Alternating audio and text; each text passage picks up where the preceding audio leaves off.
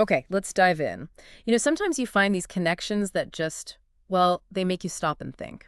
Mm. I recently came across this idea from Ibn Arabi's mystical teachings Ah, Ibn Arabi. that the days of our week, they have these surprising deep links to ancient prophets. Oh, absolutely.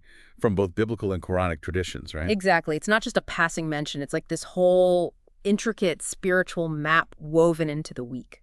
And what's really fascinating, especially in his 7 Days of the Heart, which, thanks for sharing that text, by the way, No problem. he basically gives us this mystical guide to the week. It's not just, oh, Sunday is this prophet. Right. It's about how let's say, the spiritual essence of these prophets actually gives each day its meaning, its connection to creation itself. So that's what we want to do in this deep dive, Mhm. right? For you listening. Unpack those key insights. Exactly. We want to get a handle on Ibn Arabi's unique view of the 7 days, which prophets go with which day, and the deeper spiritual stuff going on. And we'll mainly be looking at 7 Days at the Heart, but maybe touching on his other big works too, like Futuhat al-Makkiyah. Yeah, and I Am al-Shan. They help sort of flesh out the picture. Okay, so this is definitely not just some, historical tidbit. Not at all. Ibn Arabi sees the 7 days as fundamental, like the complete cycle of creation. Well, think about Genesis, right? 6 days of creation, 1 day of rest. And the Quran has a similar 6-day creation account. So it's a really old foundational idea across these traditions. Precisely. And, it's interesting because in the West, we often link the days to planets, Sunday sun, Monday moon, and so on. Yeah, that's common knowledge. But in Hebrew and Arabic, it's mostly numerical. Day 1, day 2. Okay, so here's where Ibn Arabi does something really unique then. This is it. He takes that planet day link, which he acknowledges, but then adds this whole other layer. Go prophets? The prophets. Each day gets a specific prophet. So Sunday is Idris Enoch, basically. Yeah. Monday is Adam. Tuesday, interestingly, is both Aaron and John the Baptist. 2 for Tuesday. Okay. Wednesday's Jesus. Thursday, Moses. Friday is Joseph. And Saturday is Abraham. Wow. And the Arabic names for the days often reflect that numbering too, right? Yom al-Had, Yom al-Ithnin, first day, second day. Exactly. It adds another dimension. But the crucial thing to grasp, for Ibn Arabi's perspective, is that these prophets aren't just like figures from history books. Right. What are they then? They're more like spiritual realities, living principles, or you could almost say archetypal energies. Okay. And these energies actively shape both the physical world and time itself. It completely reframes the week, from Yeah. just a schedule to a spiritually charged cycle. So it's less about when did this prophet live and more about the spiritual quality and the signature of that day. You got it. That's the essence. So can you tell us more about what he means by spiritual days then? It's not just the 24-hour cycle? Well, yes and no. He sees the physical day, Hmm. but also a corresponding spiritual dimension. He describes these spiritual days as sort of appointed times Times for what? for receiving specific kinds of spiritual knowledge, Uh-huh. for certain contemplations, for understanding divine mysteries. Ah, I see. So like our bodies need food each day. Precisely. Our souls, or hearts, as he'd often say, can receive specific spiritual nourishment each day. And that nourishment is directly linked to the essence of the prophet associated with that day. That's a really helpful analogy. Spiritual nourishment. Okay, you mentioned his work, Mawaqi al-Nujum. What kind of secrets or insights does he say we can get each day? Yeah, in that text, he lays out some of the initial secrets available to someone who has a heart, as he puts it. Okay. So Sunday, linked with Idris, the insight is about understanding the causes of things before their effects manifest. Whoa, okay. The causes before effects. Deep. Yeah.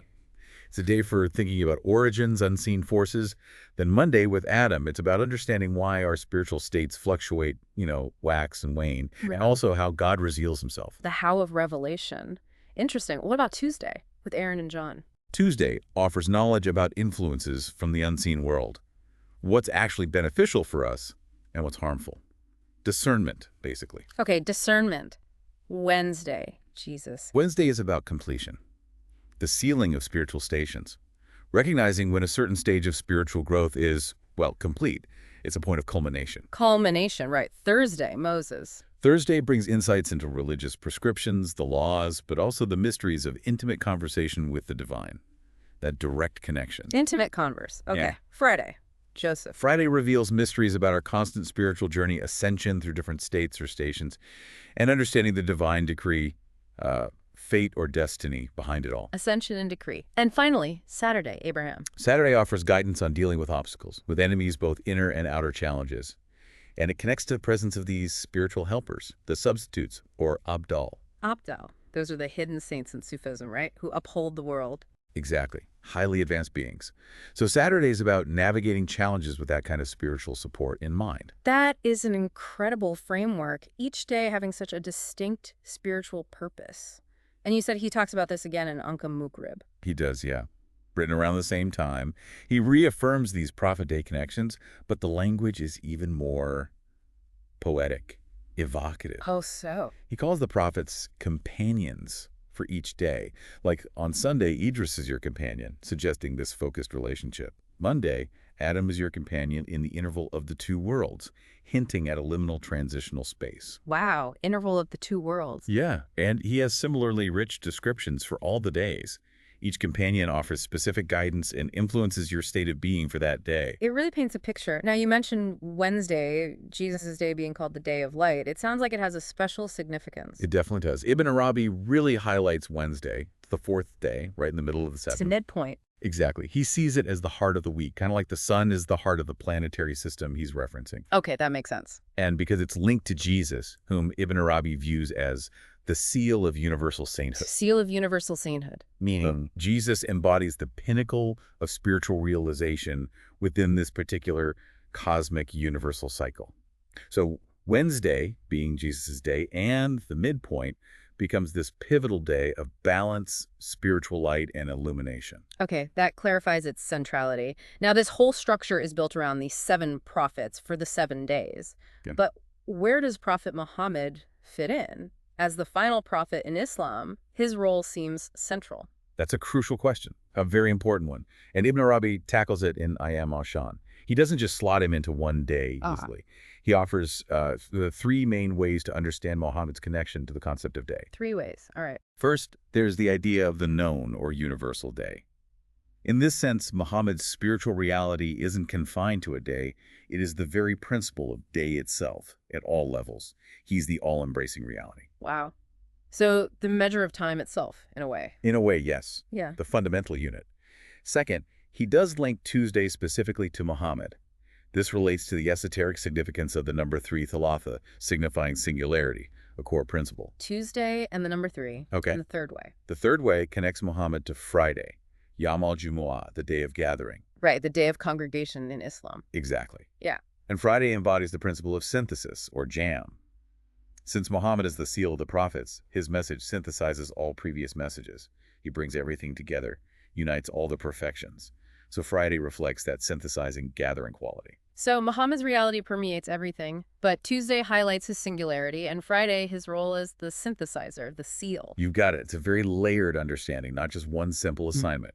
It really is comprehensive, and this idea of deeper structures, it doesn't stop there, does it? You mentioned letters. Right. He draws these incredible parallels between the 28 letters of the Arabic alphabet and the 28 days of the lunar cycle. Okay. Each letter, for him, has its own specific quality, its temper, and its place within this grand cosmological cycle. There are even tables in his works mapping these correspondences out. It's intricate stuff. 28 letters, 28 lunar days. And how does that connect to prayer? You mentioned Eve prayers, the Arad. Yes, the Arad. These are specific litanies or prayers associated with the nights preceding each day, and they often contain coded combinations of letters. Coded letters, suggesting an even deeper layer, a kind of hidden architecture beneath the daily cycle, which ultimately points towards the concept of the perfect man. The perfect man, al-insan al-kamil, the complete human reflecting divine attributes. Exactly. So, for instance, the prayer for Sunday Eve uses the letters Ha and Kaf. The one for Tuesday Eve uses Shin and Gain. And these letters have meanings. Oh, yes. Deep symbolic meanings. Has often points to Hua, the divine he-ness or essence. Kaf can relate to divine power, subjugation, Quar. Shin and Gain have their own complex associations, too. It's a whole science of letters, really. It sounds incredibly complex, hinting at layers upon layers of meaning. This all suggests Ibn Arabi had a really profound view of time itself. Absolutely profound. For him, time wasn't just, clock watching. It wasn't strictly linear. You said earlier more like a circle. Yes, often symbolized as a circle, representing the unity of being, Warad al-Wujud. In Ayam al-Shan, he talks about two main aspects of the day. Okay. There's a corporeal day, the physical 24-hour sun cycle we all live through, but then there's the spiritual day. The time for receiving knowledge we talked about. Exactly, the time for the intellect and the spirit to receive. He even says there are 7 spiritual days matching the 7 physical days known to the Gnostics, the knowers. 7 spiritual days. And didn't he describe different kinds of days, too? He did. He describes 3 types, which adds even more nuance. Okay, what are they? First, the cyclical day. That's basically our standard understanding, the 24-hour cycle, the sequence of the week, Monday follows Sunday, etc. Got it. The normal week. Second, he talks about the detached day. This is more esoteric. It's where the night of one day might be spiritually connected to the day of another day. It breaks the simple linear sequence, known mainly to the Gnostics, he says. Detached day. Okay, that's abstract. What's the third type? The interwoven day. This is maybe the most complex. It suggests that the hours of the day and night are intricately interlinked with hours in following days and nights, like a complex tapestry where threads from different times cross over. Wow. Interwoven. So time isn't just a line or even just a circle. It's like this incredibly complex interconnected web. That's a good way to visualize it, yeah. A web. Each type of day offers a different way to perceive time's reality and its spiritual depth. Okay, let's try and wrap this up a bit. We've covered a lot of ground. We've seen how Ibn Arabi transforms the week from just, well, 7 days into this profound spiritual journey. Guided by prophets. Right. Each day having the unique spiritual signature of a specific prophet, offering these different kinds of insights, different kinds of spiritual nourishment.